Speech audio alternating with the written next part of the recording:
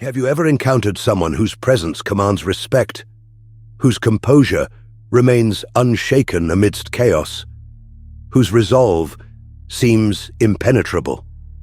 They don't need to raise their voice or assert dominance.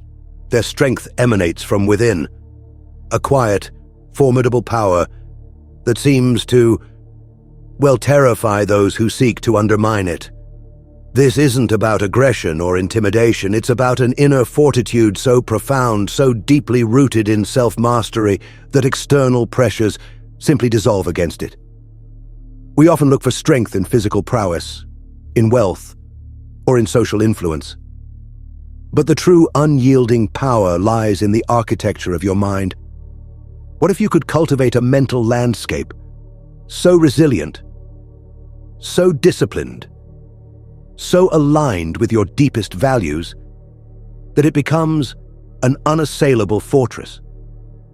A mind that doesn't just resist external attacks, but fundamentally transforms how you experience reality, making you immune to manipulation, fear, and doubt.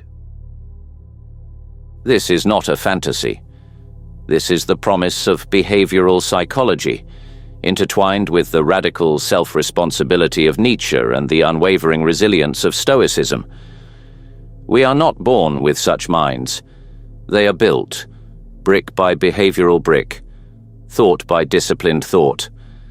And the process, while challenging, is accessible to anyone willing to confront their own internal weaknesses and systematically reshape their mental habits. This journey is about understanding the subtle mechanisms that control your reactions, your emotions, and ultimately, your destiny. It's about becoming the architect of your own inner world, rather than a passive inhabitant. And when you achieve this, you will discover a power that not only serves you, but, in its sheer unwavering nature, will indeed terrify those who thrive on chaos and control.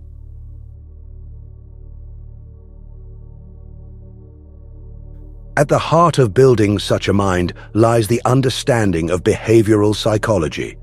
Our minds, much like our bodies, are products of conditioning. Every thought pattern, every emotional response, every habit is a learned behavior, reinforced over time. Think of Pavlov's dogs. They learned to salivate at the sound of a bell because it was consistently paired with food. Similarly, we are constantly being conditioned by our environment, our experiences, and even our own internal dialogues. If you consistently react with anxiety to uncertainty, your brain learns to associate uncertainty with anxiety, creating a self-reinforcing loop. If you habitually procrastinate, your brain reinforces the reward of immediate comfort over long-term gain. The good news is that what has been learned can be unlearned and new, more empowering behaviors can be conditioned. This is where the principles of operant conditioning come into play. We can consciously choose to reinforce desired behaviors and extinguish undesirable ones. For instance, if you want to overcome fear of public speaking, instead of avoiding it, which reinforces the fear, you expose yourself to it in small, manageable steps, and positively reinforce each successful attempt. This isn't about brute force. It's about strategic, consistent action. It's about understanding that your mind is not a fixed entity, but a dynamic system that can be reprogrammed. The strength you seek is not inherent. It is cultivated through deliberate, repeated behavioral choices. This is the first crucial step, recognizing that you are not merely a passenger in your own mind, but its primary architect.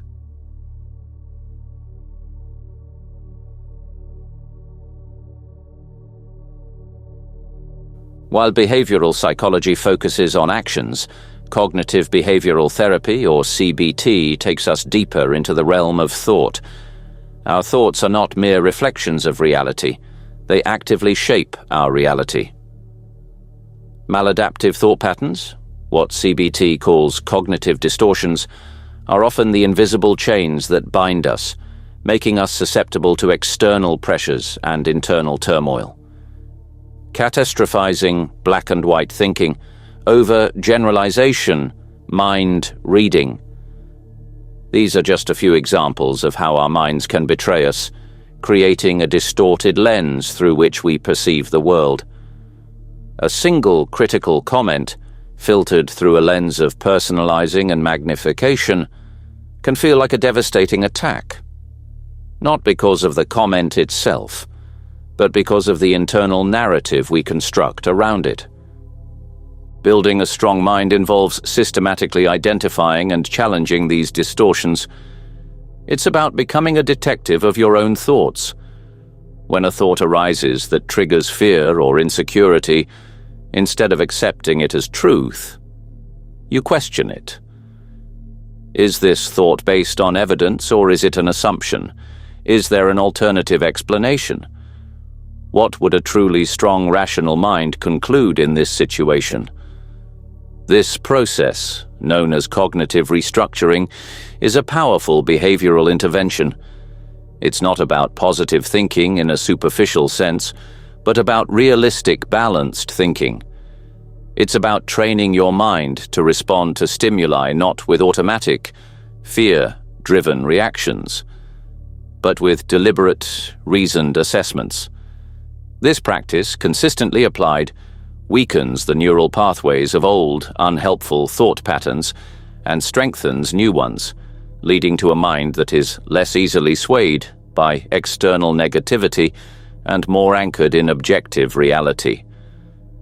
This is how you begin to dismantle the internal mechanisms that allow others to terrify you.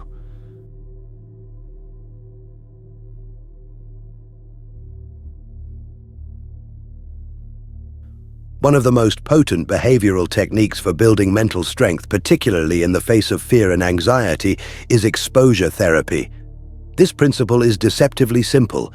The only way to truly overcome a fear is to confront it, systematically and repeatedly. Avoidance, while offering temporary relief, only reinforces the fear response. Every time you avoid a situation that makes you anxious, your brain learns that the situation is indeed dangerous, and your fear grows stronger. Exposure therapy breaks this cycle by gradually exposing you to the feared stimulus, allowing your brain to learn that the perceived threat is not real, and that you can tolerate the discomfort. Consider someone with social anxiety. Instead of avoiding social gatherings, exposure therapy might involve starting with small steps, making eye contact with a stranger, then initiating a brief conversation, then attending a small gathering, and so on. Each successful exposure, no matter how small, provides a corrective emotional experience. Your brain begins to rewire itself, replacing the fear response with a sense of mastery and calm. This is not about being reckless. It's about calculated courage. It's about intentionally stepping into discomfort, knowing that on the other side lies growth and liberation. This behavioral practice builds a mind that is not easily intimidated, a mind that understands that fear is often a signal, not of danger, but of an opportunity for expansion. When you consistently face what terrifies you, you discover that the terror often resides not in the external world, but in your own unexamined reactions. And that realization in itself is profoundly empowering.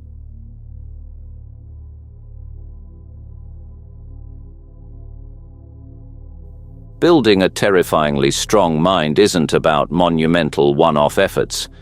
It's about the consistent, almost invisible power of habit.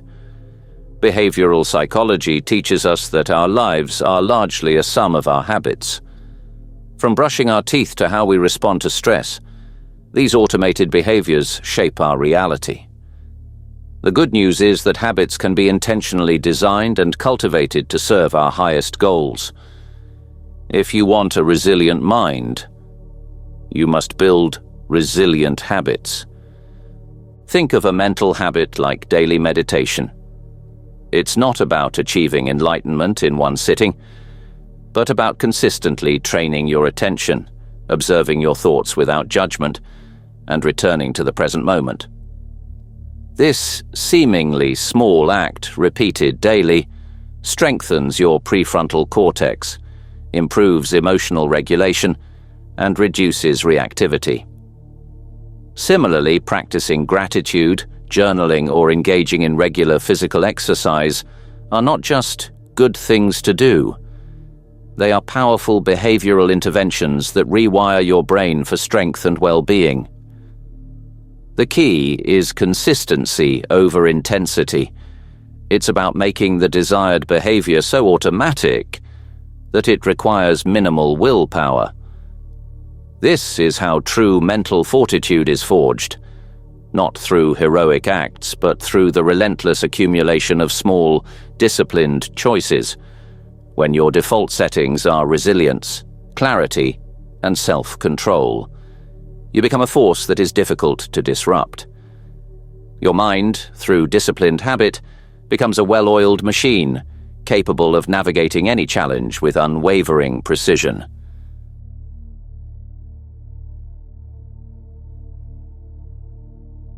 Now let us infuse this behavioral framework with the radical philosophy of Friedrich Nietzsche. While not a behavioral psychologist in the modern sense, Nietzsche's insights into human will and self-overcoming provide a powerful psychological lens through which to view mental strength. His concept of the will to power is often misinterpreted as a desire for domination over others. However, at its most profound, it is a will to self-mastery. A drive to overcome one's own weaknesses, to shape oneself into something greater, to become the artist of one's own life. This is a deeply behavioral imperative. It demands action, discipline, and a relentless pursuit of personal excellence. Nietzsche would argue that a truly strong mind does not shy away from discomfort or challenge. On the contrary, it actively seeks them out, understanding that growth occurs at the edges of our comfort zones. When you intentionally expose yourself to difficult situations, when you embrace the struggle inherent in learning a new skill, when you choose discipline over indulgence, you are exercising your will to power over yourself.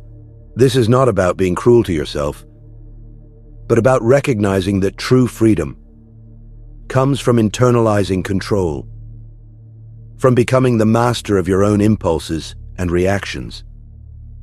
The mind that terrifies others is not one that avoids pain, but one that has learned to transmute it into strength. It is a mind that has faced its own limitations, its own fears, and has systematically, behaviorally, overcome them. This relentless self-overcoming, this internal discipline, is what makes such a mind formidable. It's a mind that has earned its strength, not been granted it.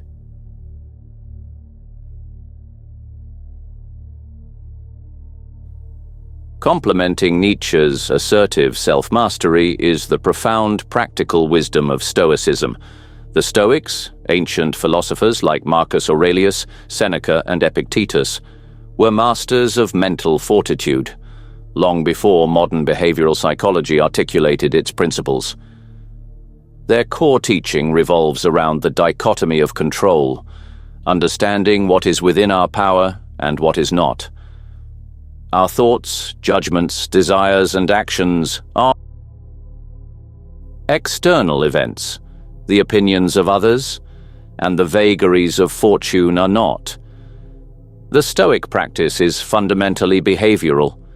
It is about consistently directing our attention and effort towards what we can control and accepting with equanimity what we cannot. This is where the mind becomes truly unshakable. When you internalize the Stoic principle that no external event can harm you, unless you choose to interpret it as harmful, you strip away the power of others to terrify you. A criticism becomes mere words, not a judgment of your worth. A setback becomes an opportunity for learning, not a reason for despair. This isn't about suppressing emotions, but about understanding their origin and choosing your response. It's about cognitive reappraisal, a key behavioral technique where you consciously reframe your interpretation of events. The Stoics practiced negative visualization, contemplating worst-case scenarios not to induce fear, but to inoculate themselves against it and appreciate what they have.